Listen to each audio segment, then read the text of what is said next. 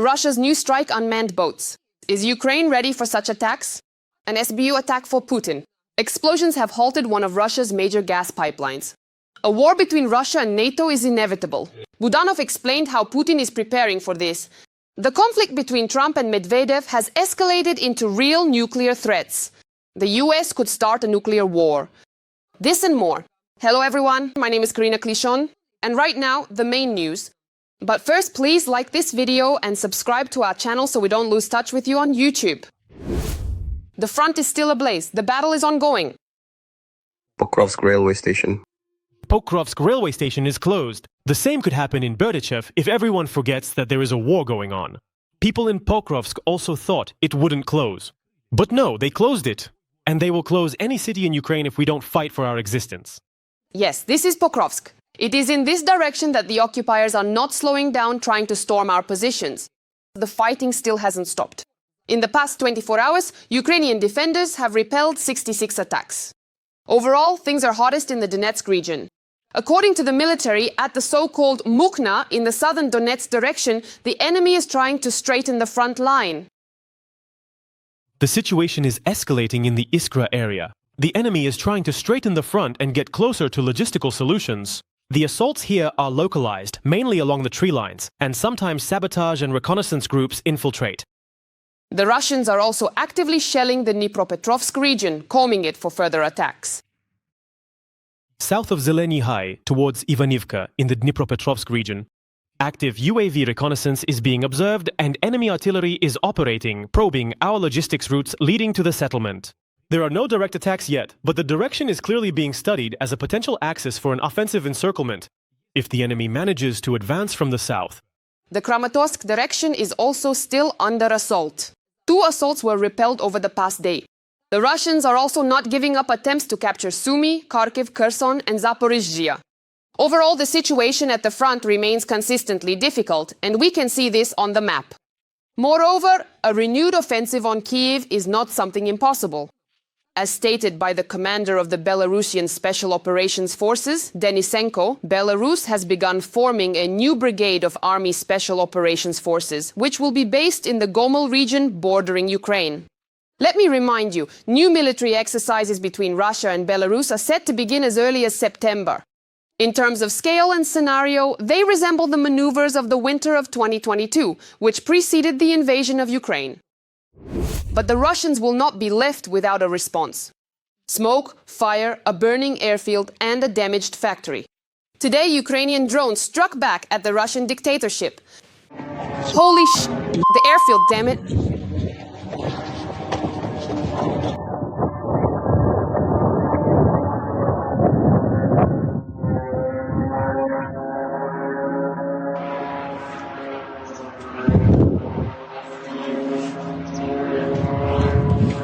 Film it. Drones from the Security Service of Ukraine attacked 2 strategic targets of the Russian army at once. The first was the airfield from which the Russians launched Shahed-type drones at Ukraine. There was a fire there after the strike. The second was the Elektropibor plant, where electronics for the military are produced, including for aviation, armored vehicles and ships. And that's not all. 2 oil refineries were also under attack. Gentlemen, we're being bombed. Once again, something over there is burning successfully. I don't know what time it hit, but apparently everyone was sleeping just as soundly as I was. So everyone missed it.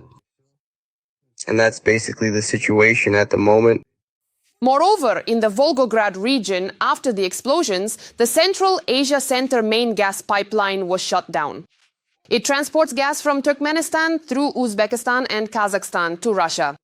The pipeline is owned by Gazprom and supplies energy to enterprises of the military-industrial complex. Among them are the MiG plants, Demikovsky machine-building plant and Magnum K. Emergency services and repair crews are working at the site. This attack is a response to Russia's recent terrorist attacks on Ukrainian cities. After all, Russia must be punished for its actions. Ukrainians cannot be broken even during attacks, no matter how much Putin would like it.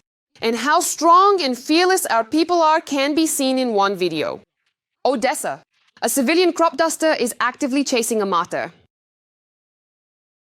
Now, after this comprehensive presentation, you have truly witnessed everything there is to see and understand regarding this subject. We have covered all the essential aspects, explored every significant detail, and presented a complete picture, ensuring that no stone was left unturned and that you are now fully informed about the entirety of the matter at hand. Meanwhile, representatives of unconventional relations, Lukashenko and Putin, met at a church. He is not of sound mind, not of sound reason. The dictators went to church, prayed, and then decided to comment on the war.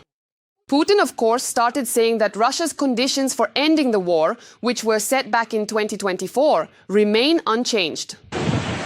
Yes, these conditions have certainly remained the same.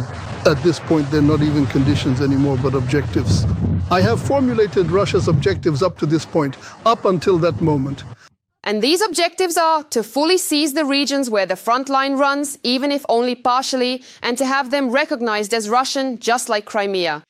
And on top of that, a ban on joining NATO.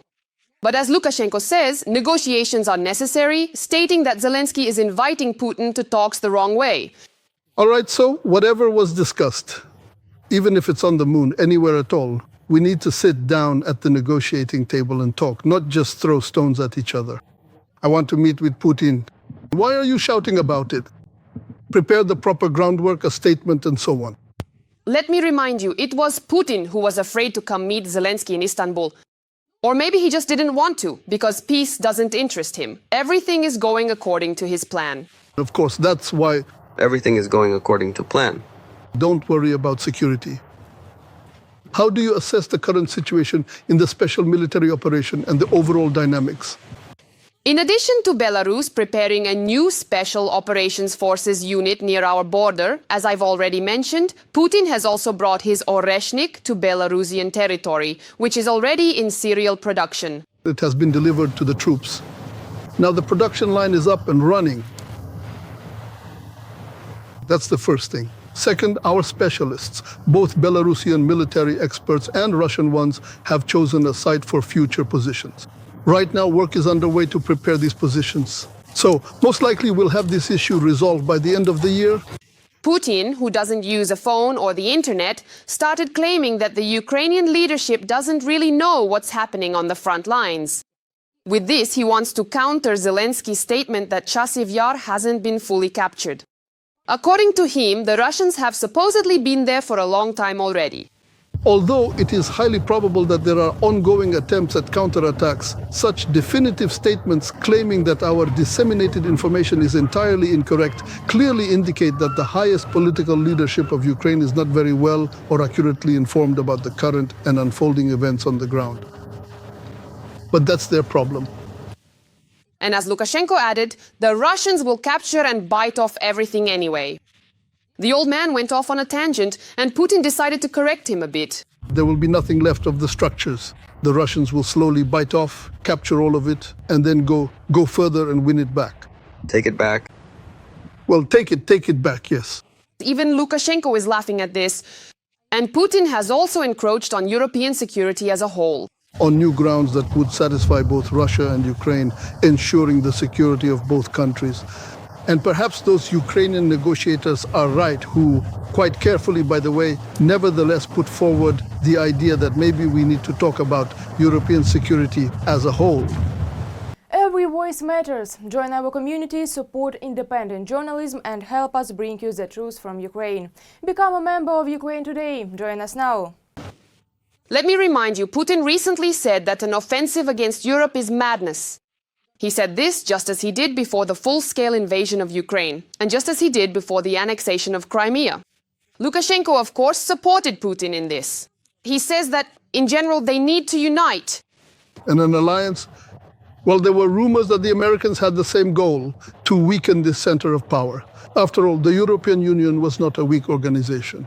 Well, this is exactly what will happen. And it seems like they shouldn't have been butting heads with us directly. I've said this more than once, but should have been together. If the European Union and Russia, if that power had united, then of course the Americans would never be able to allow it. That would be terrifying for them. That would be even scarier than China. If that were united, it would be a tremendous force. But they don't understand that. And Putin also added that, as it turns out, the EU doesn't even have sovereignty. Sovereignty plays, you could certainly say, a truly key and fundamental role, including for robust economic development. So it was clear that the European Union, that Europe doesn't really have much sovereignty. Today, it has become obvious that there is none at all. And right after that, in the critical situation that has developed, economic losses follow as well. In short, Putin says he wants peace, but at the same time he doesn't want peace. He's ready to talk, but also not ready to talk. Zelensky responded to Putin's statement about negotiations and once again reminded everyone that he is ready to talk and make agreements. We hear statements from Russia, and if this is a signal of their genuine willingness to end the war with dignity and establish a truly lasting peace and not just an attempt to buy more time for war and delay sanctions, then Ukraine once again confirms its readiness to meet at the leaders' level at any time. We understand who makes the decisions in Russia and who must bring this war to an end. The whole world understands this as well. Ukraine proposes moving from exchanging statements and technical level meetings to a conversation between leaders. And what do you think? Will this lead to any results or just to a new offensive? I know that many of you are watching us from outside Ukraine. I'm very interested to know which country you're from and whether you support Ukraine. Write in the comments. Reading them is my favorite thing to do while I wait out Russia's nightly bombings in a shelter. Meanwhile, according to Kirill Budanov, the head of Ukraine's main intelligence directorate, Russia is rearming on a large scale for a war with NATO. The number one objective outlined in this systemic document is to prepare the Russian Federation for war with NATO by the year 2030. All these actions and all these budgets are directed precisely toward that goal. We're talking about the Russian leadership's decision to spend about $1 trillion on rearmament. According to Budanov, this is the largest armament program in Russia since 1980. Also, as Budanov stated, when Putin dies, and that will happen soon, nothing will change in Russia anyway, because Putin's system will continue to exist for a very long time. It's unpleasant for me to say this. It's probably unpleasant for everyone to hear. Their system is quite strong and resilient to stress. When the leader of the Russian state is gone, nothing will change there. They have built the system in such a way that the next successor will, at the very least, remain within the same paradigm. And that's the minimum. Interestingly, he also mentioned that NATO and the EU could completely fall apart due to a shift in US policy. This is one of the likely scenarios if everything continues as it is now. I'm not saying this is a 100% certainty, but it is one of the possible scenarios. And what do you think about this? Write your thoughts in the comments. Meanwhile, according to an expert from Flash Radio Technologies, Russia has new unmanned strike boats. They can effectively utilize them to launch devastating attacks in a remarkably similar manner as they would with the Shaheds, unleashing a massive swarm of 400 boats simultaneously against all critical ports, offshore platforms, naval ships, and the entire extensive maritime infrastructure. The enemy's Rubicon Center for Unmanned Systems has adopted unmanned strike boats, conducted training, and worked out operational scenarios. With this post, I want to draw attention to the emergence of a new threat. Those who know what Rubicon is understand that this is going to be serious. So that we don't end up shocked and unprepared, we need to develop systems for detecting and destroying strike boats. FPV drones are successfully handling these tasks. The main thing is organization. Now, in addition to the rocket-propelled Shaheds, we have this as well. This is exactly how Russia wants peace around the world. Meanwhile, the clash between Trump and Medvedev has escalated into a direct conflict. Moreover, on August 8th, Trump promises high tariffs and guarantees that Russia will have no friends. Yes, and now there are also nuclear threats. Medvedev and Trump have started trading threats. And in response to the American president's statement about a new deadline for Putin, Medvedev threatened the US with war. Trump is playing a game of ultimatums with Russia, 50 days or 10. He should remember two things.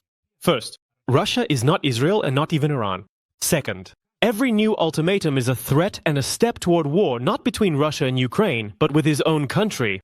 Don't follow in Sleepy Joe's footsteps. Trump decided not to threaten, but to act. He announced the deployment of 2 nuclear submarines to the relevant regions after Dmitry Medvedev's provocative statements. Based on the very provocative statements made by former Russian President Dmitry Medvedev, I have ordered the deployment of nuclear submarines to the relevant regions in case these foolish and incendiary statements turn out to be more than just that. Words are very important and can often lead to unforeseen consequences. I hope this will not be one of those cases. Thank you for your attention to this matter. Such a decision hasn't been made since the Cold War. If a global nuclear apocalypse happens because of the alcoholic Medvedev, it will be epic.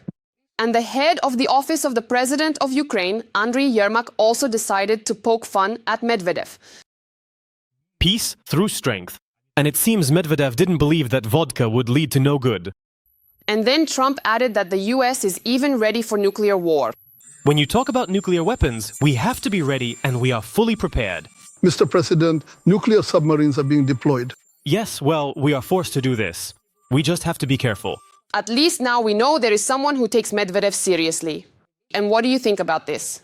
Write your thoughts in the comments. It will be interesting to read them. Give this video a like to support what we do. And be sure to subscribe to our channel, Ukraine Today, so you don't miss future episodes. See you.